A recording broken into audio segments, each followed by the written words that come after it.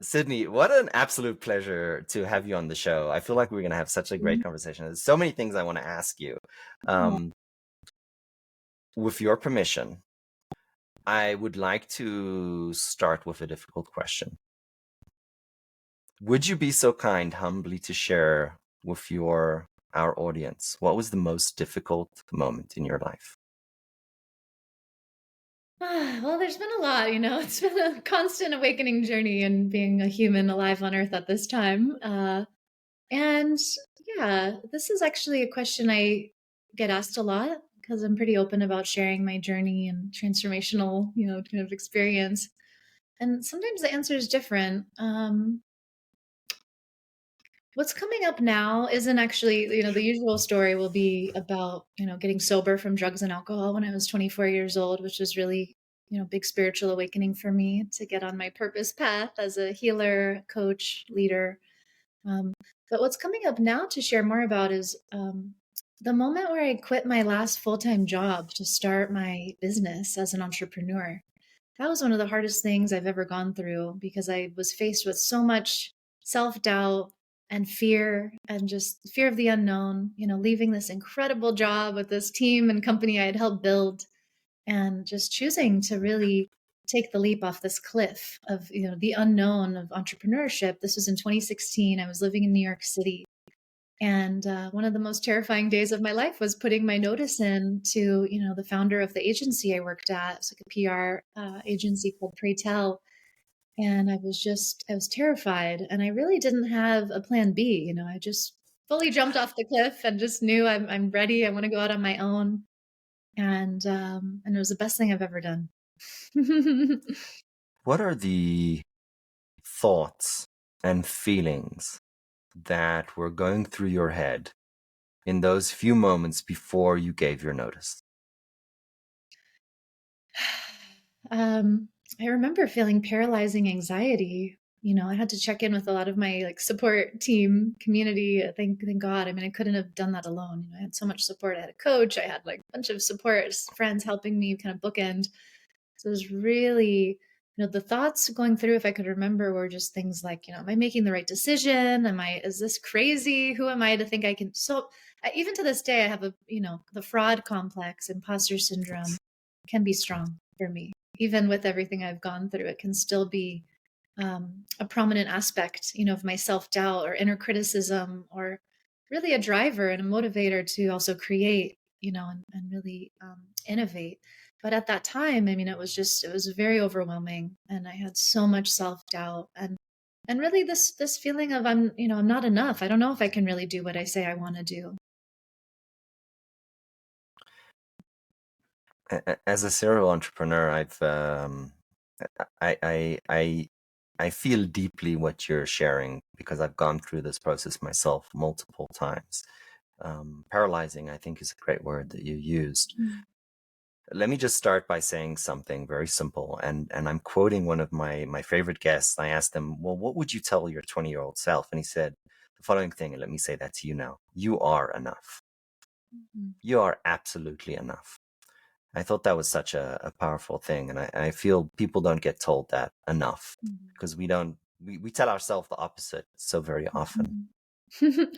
Thank you. Yeah, I've it's been a journey with that, and I even find the word itself is quite strange.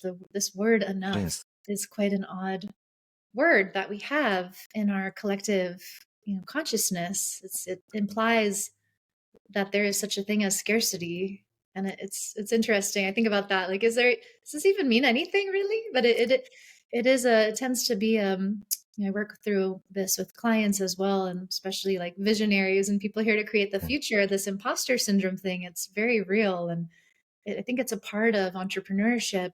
Yes. And you can learn to actually relate to this energy in a different way, where it can be motivating, it can be a driver, and you can also just get to know yourself. And that if this is something that you have, that you can learn to be in conversation with it, almost like you would with a child that's kind of acting out, and it actually just wants comfort and it wants support and it wants acknowledgement. And that's really been my experience, is learning how to hold myself with a lot of compassion and understanding and love and care to like soothe that aspect that can be so insecure, and really because it just cares. It cares so much, maybe too much, and it wants permission to just take a break, rest, take it easy, don't worry.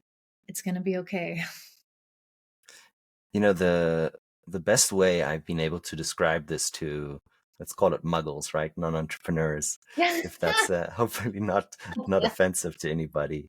Um, but if you become an entrepreneur, you're almost self-electing to be bipolar. Because there are days, and when I say bipolar, what I really mean is manic depressive. There are days that you feel the world is falling on your shoulders, on your head.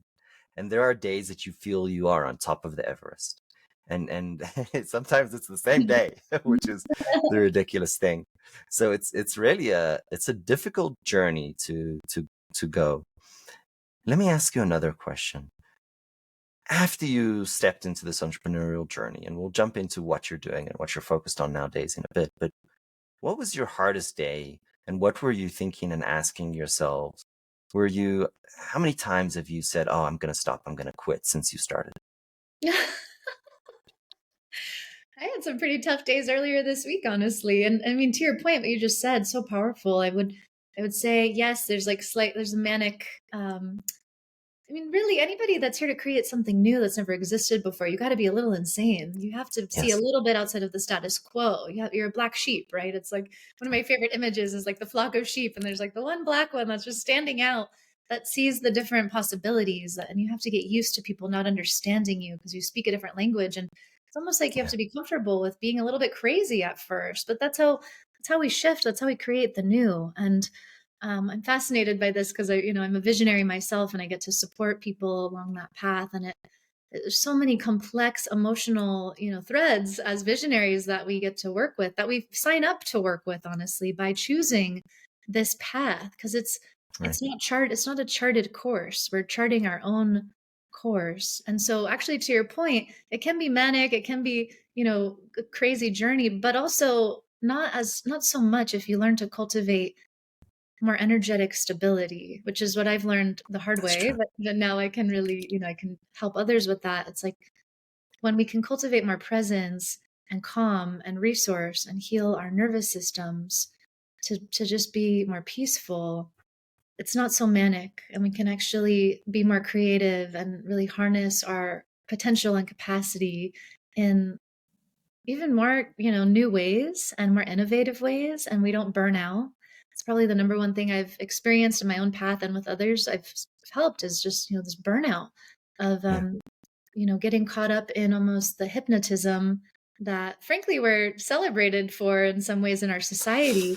To just work, work, work, Yes. work, work, overwork, Yes. you're a machine, and just hustle harder, and all of these things that are actually not healthy. And but these burnout periods can often be great awakenings for people to realize, wait a minute, yes, I have a vision, yes, I have a higher purpose, I'm meant to create Yeah. something new, but I need to learn how to do it sustainably. So this is something that I regularly am refining in myself as an energy healer, as a guide, as a coach.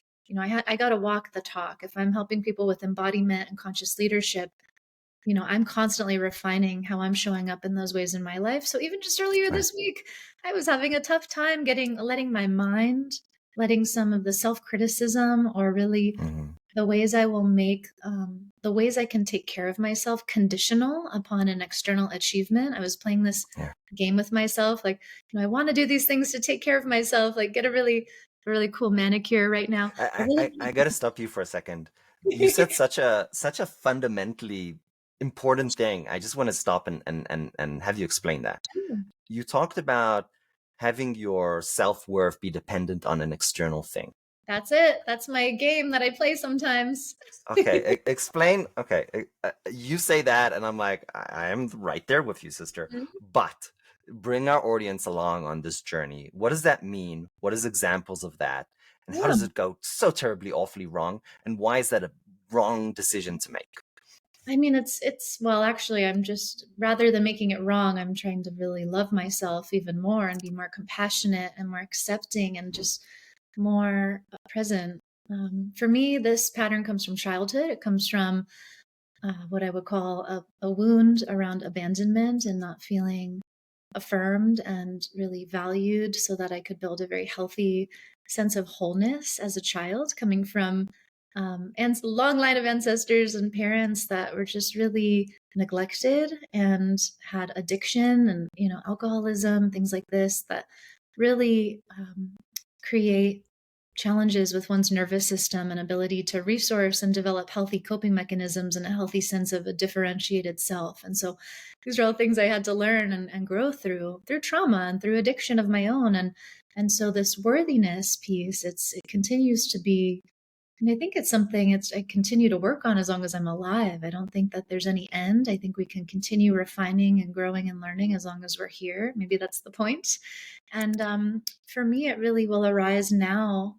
This is something I've worked on for it's been over a decade of conscious awareness of these patterns. And the answer continues to be, to cultivate more love and acceptance and Right. compassion and to take the right action when everything in my system or my mind will want me to, beat myself up. Not enough. Like the inner drill Right. sergeant or inner critic that again was really good at getting a lot done, being a high achiever, being very high functioning, having a lot of success, being celebrated by many people, getting a lot of attention, getting a lot of like money or clients or whatever it is.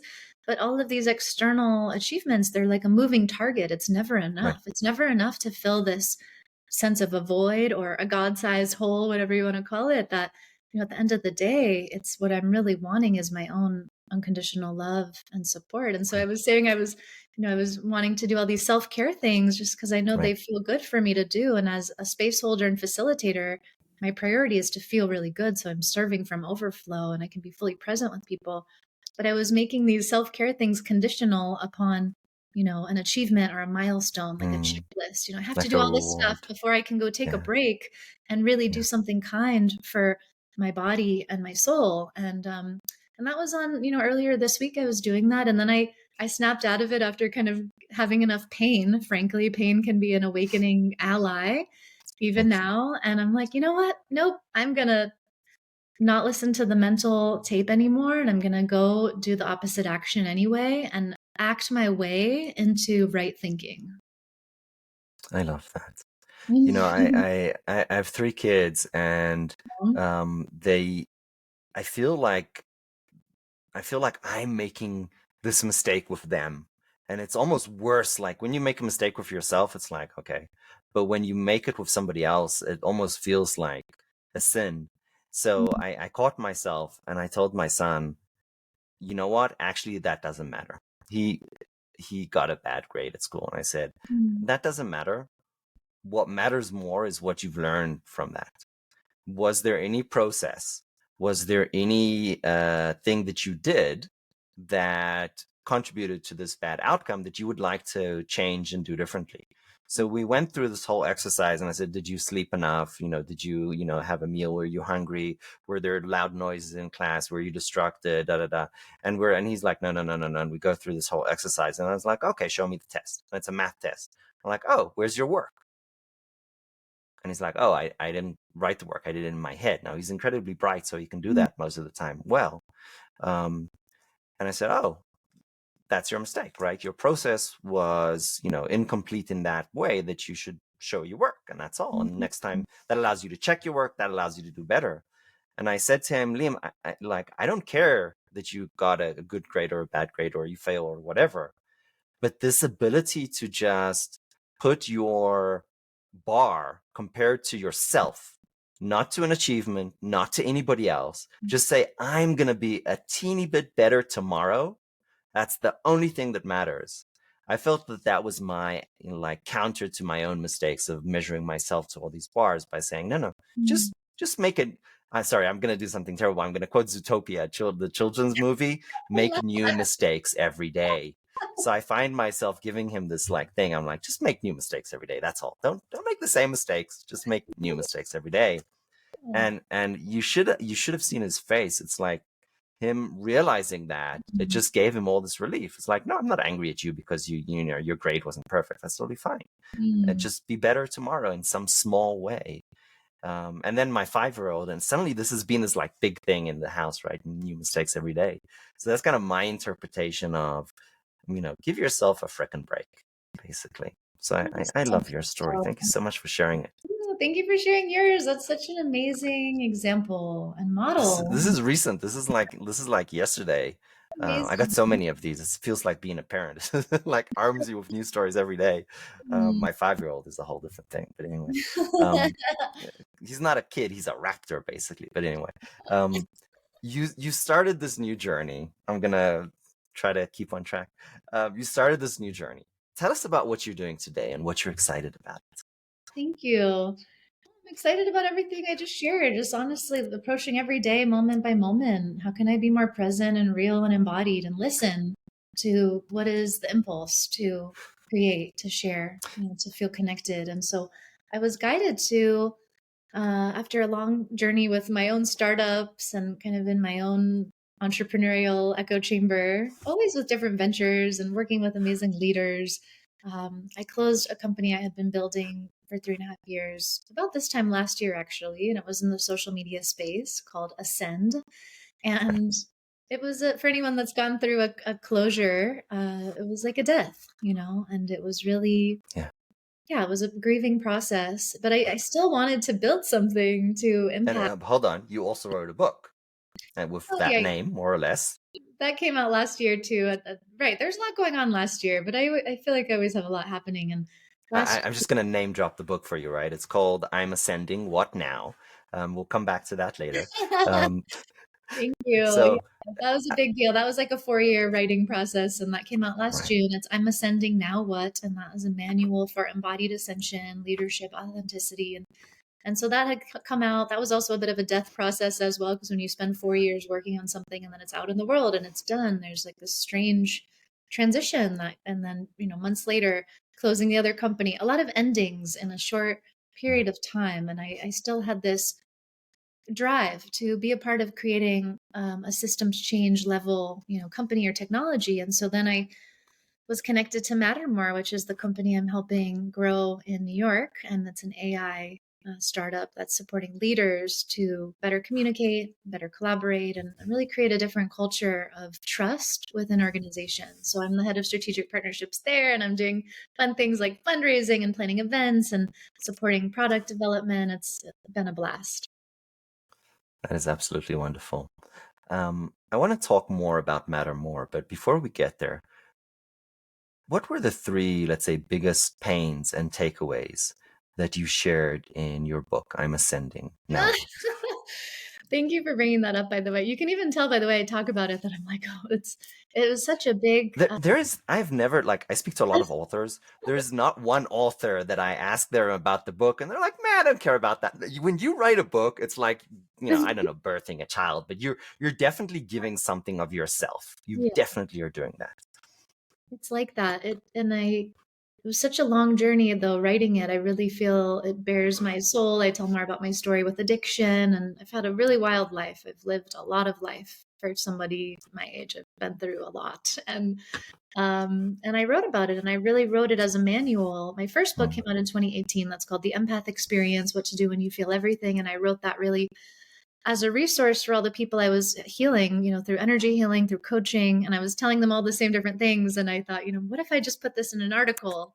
The article went viral, then it expanded into a bigger book. And then that's an international bestseller because really help people with the different tools and practices, practical application for ways they can optimize their energy and feel more present and develop healthier boundaries, things like this. And so that was in 2018. And then I'm Ascending Now What is really a deeper dive into all the things I've learned, since then and practiced, and a lot of different actual instruction for things you can do now, immediate resources to heal your nervous system, to feel more connected to your purpose, to feel more open to your intuitive insight, things like this, and go very deep into shame and healing. We talked a little bit about it: worthiness, shame, guilt, the different shadows. I call these, the universal wounds that really connect us all, that we all share. We're really not so different at all. Most people, we have so much more in common than we have apart or different. And Unless we're on the internet flaming each other, then it feels like we're miles apart. But when you meet a person face to face, it's like, oh, that's a really, fellow human being. exactly, yes. And so yeah, it's it's a manual. It's long. It's very long. I read the audiobook. It's a 15-hour long audiobook. So, but my intention is, I created this, I was guided to create this time capsule, this resource that, it really is like an encyclopedia of everything that I've come across that someone can immediately do to heal their nervous system from even complex trauma, which has been my experience, from, transform addictions, etc., and really empower yourself to live an authentic, purposeful, and I would hope really joyful life. Can you describe for me a very specific example from yourself or another person where they're in this moment of pain? What is that moment of pain that they were experiencing? And what is the tool or technique or approach that helped them from the book to get through it? Kind of want Oh. to make this very real and tangible. Well, there's so many. Honestly, it also feels like it's been lifetime since that. I'm such a different person from who wrote that book. I had to like get it out actually at the time. I had to get out before I went through another big evolution. Like the version of me who I am now, I couldn't write. I'm already writing a new book now, so it's just different. But I'll give a very alive example from someone as a student in my facilitator training right now, and just very, an hour ago, messaged Mhm. me and was just sharing that she's going through a really challenging time of, kind of to your point of the manic journey of entrepreneurship, having been on a lot of highs and feeling magnetic and a lot of abundance and gratitude, Yes. just service. And then the last few days, just feeling really down and having some things in the physical reality reflecting just some big challenges, kind of materially. And then also being physically sick, like just not feeling well. And her asking me, what can I do? I need some support right now. I'm feeling really down physically, emotionally, energetically. What do I do? And I immediately reflected to her, it sounds like you need some connection. And so thank you for reaching out to me for help and support and really demonstrating to yourself that you're worthy of receiving help and support and that you don't have to figure anything out alone. And then I referred her to listen to our group training call, which was last night, which really provides a lot of healing resource and affirmation practices that she can play with to help support her system to heal. And and then I also suggested that she get into the practice of receiving, receptivity, where she expressed to me, oh, I feel like I'm behind in the training. I haven't been able to stay caught up Mm. on the assignments. And I said to her, you're exactly where you're supposed to be. Otherwise, you'd be somewhere else. You're Tell, exactly tell me, tell me more about that. What's the practice of receiving? sure. So for her in this particular context, I said, because she had, and so many of us, I think, have this assumed expectation, especially as leaders, as entrepreneurs, if we're facilitators. This is with leaders, I think, across the board. There can be an assumed expectation that we always have to be on, we always have to be ready to give. Where can we support other people? Where can we give before we even think about giving to ourselves? Always thinking about other people first, even if we're burnt out and really need help. And so for her, in the context of our training, I said, just drop all that and focus on receiving. So go and message our group and say, I'm open to receiving sessions from everyone else. And I'm not in a position to give right now. I'm actually not feeling well, but I'd love to receive help. I'd love for other people to give me sessions where I can just really receive. And so that is such a powerful act. And, leaders outside of that specific context, where can we receive more? Where can we, it's also like what I shared, where can we dedicate more of our energy to self-care and resourcing and prioritizing that, and we know that that's actually a very efficient way to enhance our ultimate service and the way that we show up in the world. That's such a powerful concept. I found that managing a Siemens consulting division, and I found out that there's almost this expectation for you to be on point, perfect, always have the answers. It's almost like everything around you is driving you to that. But Mm-hmm. this concept that you can reject that and you can say, no, I need help. Hmm. And you can say this to colleagues, you can say this to employees, you can say this to your manager. And I was in shock to find out that when you ask for help, you get it. And no, it doesn't show that you're weak. On the contrary, it shows that you are human, that you are humble, that you don't think you know all things about everything and you always have the right answer. Actually, that people perceive you negatively. Sure, if you're in the meeting with the CEO and you had to work on a presentation for 3 months, they're expecting you to have answers and do your research, but you don't have to be like that all the time. So I tremendously, tremendously appreciate your perspective.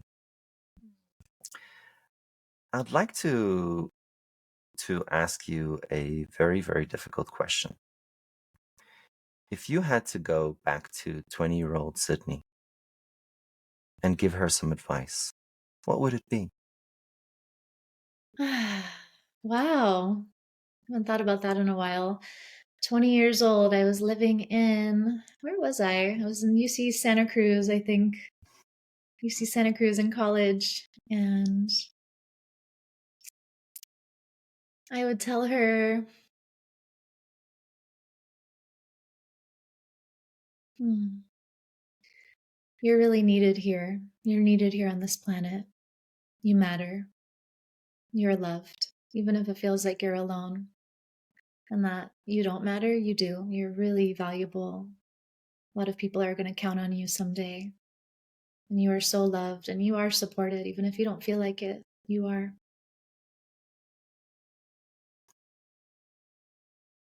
Sydney, what an inspiration. Thank you so much. I appreciate you joining the show today. Thank you.